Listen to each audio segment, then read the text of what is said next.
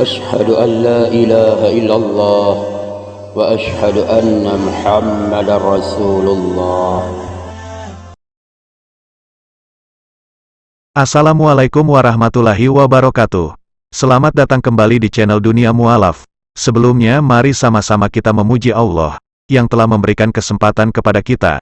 Salawat dan salam semoga tercurah kepada Nabi Muhammad SAW.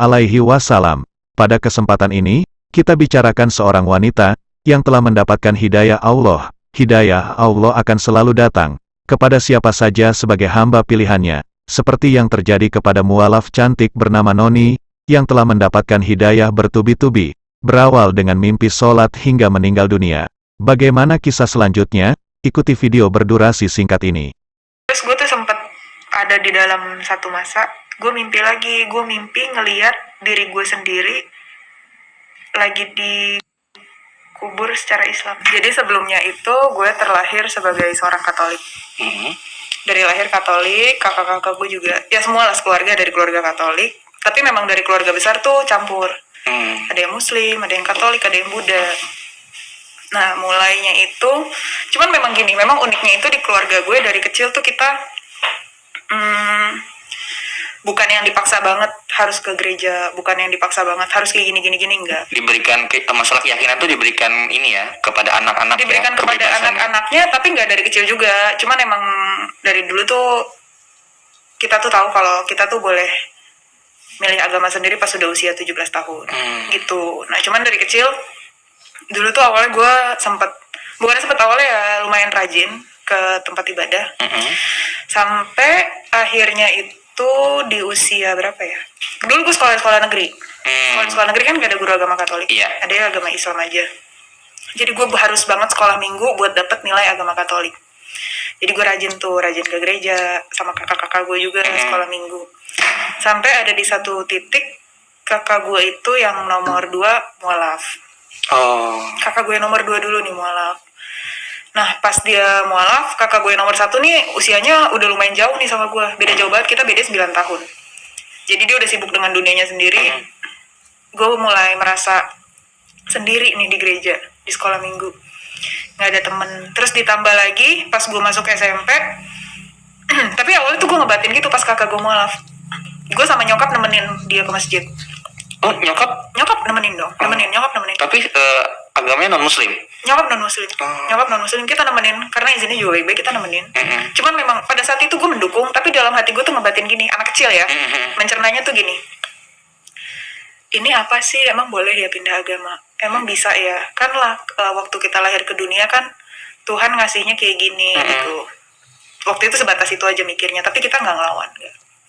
Terus udah sampai akhirnya gue masuk SMP nih. Nah, gue masih di SMP negeri, tapi di SMP gue ini ada guru agama Katolik. Jadi gue udah nggak ada hal yang memaksa gue banget buat ke gereja atau sekolah minggu dong. Karena udah ada guru agama Katolik. Kisah mualaf cantik kali ini, telah datang dari seorang wanita yang bernama Noni, yang telah mendapat banyak hidayah Allah secara bertubi-tubi, dimulai mimpi sholat hingga meninggal dunia. Akhirnya dia pun memutuskan memeluk agama Islam. Wanita yang namanya disamarkan menjadi Noni ini, bercerita awalnya merupakan non-muslim sejak lahir. Saat kecil ia sering datang ke rumah ibadah untuk menjalani pendidikan keagamaan. Sebab, dia merasa ilmu agama yang didapat sangat kurang di sekolah. Kemudian suatu hari, Noni melihat kakak keduanya sudah menjadi mualaf. Dia dan ibunya menemani kakaknya mengucap 2 kalimat syahadat. Dari dulu kita boleh memilih agama sendiri pas umur 17 tahun. Tapi pas kakakku menjadi mualaf, aku bertanya-tanya, emangnya boleh ia pindah agama? Ujarnya, dikutip dari salah satu kanal YouTube, Kamis tanggal 28 Juli tahun 2022 yang lalu. Kemudian saat menginjak di tingkat SMP, Noni sering ikut pelajaran agama. Dia juga banyak bertanya tentang Islam. Kemudian ketika SMP, dirinya pernah mimpi sholat. Pas SMP mimpi sholat lagi. Sering mimpi sholat, sering mimpi orang ngaji, tapi aku tepis aja. Ada mimpi yang terjadi karena sugesti, jadi aku diemin, katanya. Noni menceritakan ada satu titik dia merasakan kekosongan dalam hidupnya. Dia percaya Tuhan tapi tidak pernah berdoa dan tidak melakukan apapun. Aku mimpi sholat pakai mukena, enggak tahu bacaannya. Aku tepis aja, karena masih kecil, diemin aja. Terus aku juga pernah mimpi lagi sekeluarga lebaran pakai baju muslim mau ke rumah nenek, jelasnya. Tepatnya pada 2018, Noni mengatakan pernah mengalami stres, karena ada masalah pada bisnis yang dijalaninya. Bahkan selama 3 bulan, dia tidak keluar kamar. Saat di titik dirinya sedang stres dan terpuruk, tiba-tiba selalu terbangun jam 2 pagi. Kalau menurut ilmiah itu tandanya lagi sedih. Ada juga yang bilang kalau bangun jam segitu panggilan tahajud. Tapi saat itu aku masih batu, ucapnya. Sampai akhirnya Noni mimpi meninggal dunia. Suatu hari aku tidur, tiba-tiba badanku kebangun tapi aku tahu aku udah bangun. Itu kaki aku enggak bisa gerak. Kaku tiba-tiba. Aku mimpi meninggal. Aku kayak dikasih lihat lagi dicabut. Nyawa, kaki aku ke-freeze. Pelan-pelan aku mulai bangun terus beristighfar. Padahal belum mualaf. Kenangnya, aku refleks enggak bisa mikir, masuk kamar mandi terus wuduk. Aku gelarkan sajadah ke arah kiblat. Aku enggak bisa sholat, cuma duduk pakai mukena. Terus ngobrol sama Tuhan sambil nangis. Sambungnya, di momen itu Noni pun mempertanyakan, apa yang terjadi pada dirinya. Aku berdoa sama Tuhan.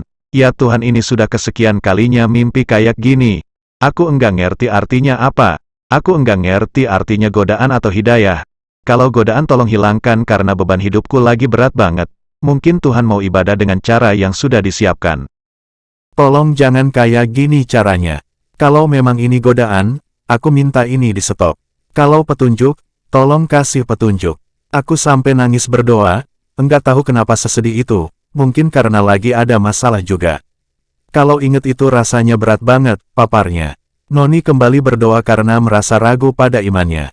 Hingga akhirnya dia terasa kosong dan tidak percaya agama apapun. Dirinya percaya Tuhan tapi tidak percaya agama. Mimpi lainnya adalah dia bertemu dengan neneknya yang sudah meninggal, kemudian neneknya menunjuk ke arah sajadah. Namun di mimpi itu Noni tidak mendengarkan neneknya. Hingga 3 kali neneknya menyuruhnya ke arah sajadah kemudian dia terbangun. Akhirnya ia menceritakan hal itu ke kakak iparnya sambil menangis. Kakak iparnya itu menganggap kalau itu adalah sebuah hidayah karena sudah ditunjukkan banyak hal. Bahkan seminggu sebelum menjadi mualaf, Noni sempat dimimpikan lagi. Dia melihat dirinya dikubur secara Islam. Aku tahu itu diriku. Terus aku bangun tidur, dan bingung ini apa. Aku nanya lagi sama Tuhan, kalau ini godaan beri petunjuk, kalau ini petunjuk kasih petunjuk, kalau godaan hentikan aku enggak kuat. Besoknya mimpi lagi, mimpi mati suri. Pas kebangun dengar orang ngaji. Dari situ udah mantap dan mikir ini hidayah, jelasnya. Akhirnya setelah berdiskusi, Noni pun memutuskan menjadi mualaf. Dia ditemani keluarganya mencari masjid untuk mengucap 2 kalimat syahadat. Sempat ada kendala juga tuh karena pandemi, 2 kali ditolak masjid karena mereka enggak mau kedatangan orang.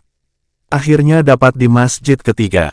Dari situ aku baca 2 kalimat syahadat, katanya. Noni menjadi mualaf di tahun 2020. Hingga kini dia mengaku masih banyak belajar memperdalam ajaran agama Islam. Bahkan hal unik yang dirasakan adalah masih belum fasih menyebut nama Allah. Waktu awal-awal sholat, jadi mualaf baru setahun, kalau berdoa, ngobrol sama Tuhan, suka salah nyebut. Tapi aku percaya Tuhan tahu isi hatiku, katanya. Dalam belajar ajaran agama Islam, biasanya Noni menyimak dari tayangan kajian Islam di YouTube dan buku. Kalau sholat belajar sendiri, seminggu sebelum syahadat sudah hafal, langsung bisa alhamdulillah, karena SMA ikut belajar agama Islam, jadi surat-surat pendek hafal, tutup Noni. Itulah kisah yang nyata yang terjadi pada wanita mulia ini. Bagaimana pendapat dari saudara dan saudari kami? Tulis doa kalian di kolom komentar. Terima kasih. Demikianlah yang dapat kami sampaikan, semoga bermanfaat hendaknya. Jangan lupa subscribe, like, share dan komen di Dunia Mualaf. Wassalamualaikum warahmatullahi wabarakatuh.